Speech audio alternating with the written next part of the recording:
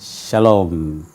Thank you for tuning into our broadcast. We trust that this word will bring you transformation and not just provide information.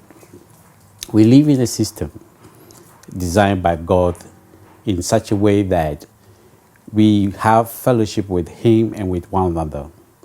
In this fellowship, we help one another to be able to fulfill our destiny or an assignment.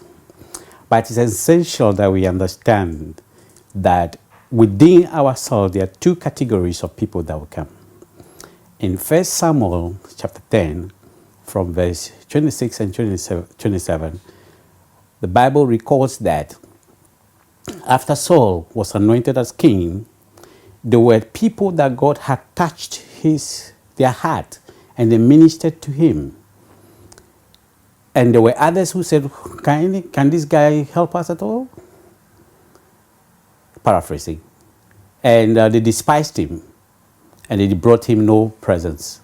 But the Bible says Saul held his peace. When you are anointed and gifted or you are elevated in life, these are the two people that will come to you. People that God will touch their heart to be of blessing to you. And the people that would also despise you.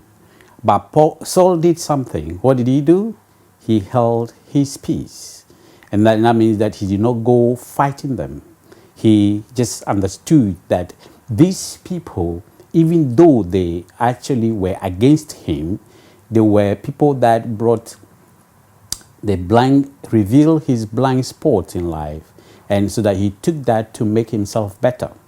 And so keeping yourself, fighting them, doing something which does not benefit you will just not help. But he held his peace. In Luke chapter 5 from verse 17 to 26, it is recorded that Jesus Christ was ministering and the presence of God was there, presence to heal. He said to heal the sick. And there were a multitude of people who were there. And we saw that a man who was paralytic from birth was being carried by 4 of his friends. But the Bible recorded something that whilst they were all reaching out to Jesus, the multitude obstructed him from getting there. So there were two categories of people there as well. People who were helping him when he was in need and people who obstructed him. Now, the people who obstructed them and then the paralytic person and his 4 friends were all seeking answers from the same source. So sometimes in a church or even in a family, you'll find out that people who are obstructing you are the people that matters to you most.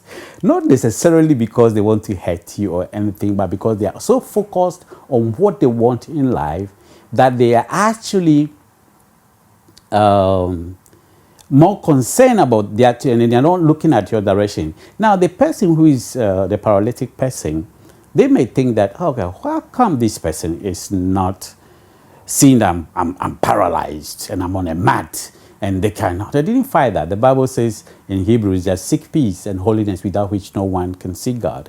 And these people pursue peace with them. And the Bible said they climbed the roof. Do you realize that when they got to the roof, the people who were obstructing them are at the bottom still? So in life, when you follow peace and holiness, which is the highway, you actually get to the height and destination that the people who were obstructing you will still be there.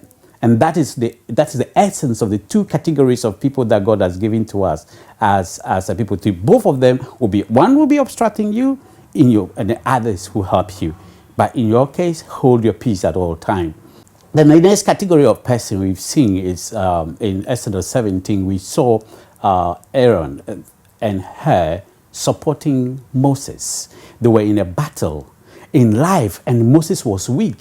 When Moses was weak, Aaron and her were carrying the left hand and the right hand, the weakness and his strength. And sometimes that's are the people we need. In our weaknesses, especially in the times where we need to be supporting others. Every one of us in our weakness, in our strength. Because in there lies the power to succeed. The victory of the Israelites was not because of Moses, was because people were supporting him. There were two categories of people that matters in this time. People who hold you, your left hand and your right hand.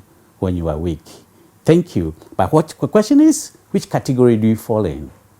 Let's be like Aaron and her. But if you are on the receiving end, be like Saul, hold your peace, or the paralytic person. Thank you. God bless you.